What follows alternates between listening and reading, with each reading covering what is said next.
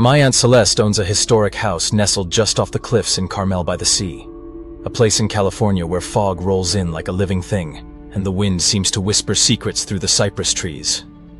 The house itself, known locally as Cypress House, is a creaking, ocean-worn relic that has stood watch over the cliffs since the late 1800s.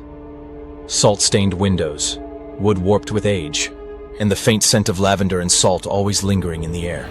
It was originally built by a wealthy railroad tycoon from San Francisco who wanted an isolated coastal retreat, a place to escape his scandals and enemies.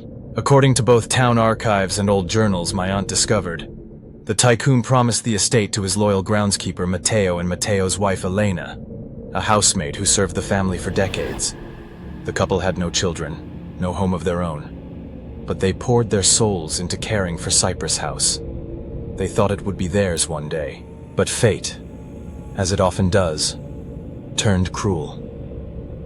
When the tycoon died suddenly under murky circumstances, his estranged and bitter son returned. He wasted no time selling the house, evicting Mateo and Elena within days. No notice, no gratitude, just cold dismissal. Legend says Elena sobbed on the porch that last night, whispering something in Spanish under her breath. The house, they said, never forgot her pain. My cousins and I used to spend summers there, running through the winding hallways, daring each other to go into the dusty attic or the locked cellar. We laughed off the old stories.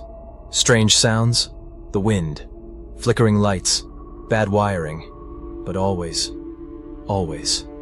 it felt like someone was watching. That all changed when Aunt Celeste invited her friend Dr. Maya Lin to visit. Maya is sharp, logical, a respected trauma surgeon in Los Angeles who doesn't believe in ghosts or fate. She had been going through a rough patch, burnout, insomnia, and needed a quiet place to recharge. Celeste offered her the guest room upstairs, the one with the arched window overlooking the sea and the massive oil painting of the house as it looked a century ago. That first night was calm, until about 4:30 a.m. Maya woke to use the bathroom. The hallway was dimly lit by a wall sconce, casting long shadows across the walls. As she stepped back toward her room, she saw a woman descending the main staircase. The woman wore a dress that looked antique. Her hair was pinned up, and she carried a tray with folded white towels and an old-fashioned silver coffee pot.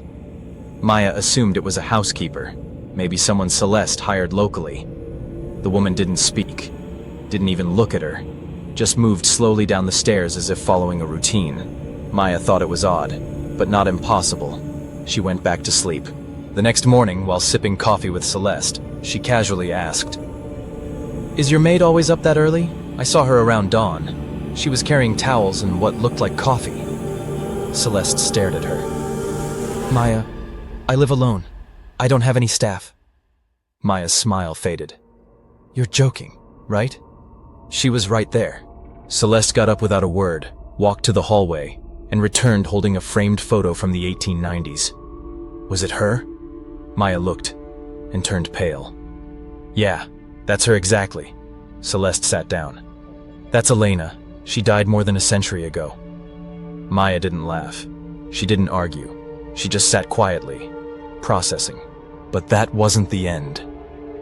That day, the strange events began piling up. The mirror in the upstairs hallway cracked in a clean vertical line, as if split by an invisible hand. Every light in the basement flickered on, even though the power switch had been off since before Maya arrived.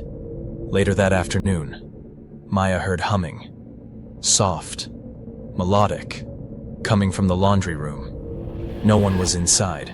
That night, unable to sleep, Maya asked Celeste to show her the old journals again. They sat in the candlelit living room, flipping through yellowed pages that smelled like time itself. One entry, dated June 18, 1897, chilled them both. "They took what was promised, but the land remembers, and the sea carries sorrow. We are here, watching." That night, Maya dreamt she was underwater, staring up at a dark sky while holding something heavy. When she awoke, she found the old silver coffee pot sitting on the floor beside her bed. Neither she nor Celeste had touched it in years. The next morning, Maya helped Celeste pull up the warped kitchen floorboards. Beneath one, they discovered a linen-wrapped photo album. Inside a photo showing three figures: Mateo, Elena, And someone with Maya's exact face. Same high cheekbones, same eyes. Even the small scar above the brow. Maya stared at it in silence. Celeste whispered, "You said you were adopted, right?" Maya nodded. Something had drawn her here. Across the state. Into this forgotten house. Through generations of silence. Something old. Something unfinished. 3 days later, Maya packed her bags. She brought the photo with her, unable to leave it behind. But that night, after she'd gone, Celeste found the photo placed neatly back on the fireplace mantel, beside the cracked mirror, and beneath it, in handwriting neither of them recognized, a note scratched into the dust. "Blood remembers, even when we don't."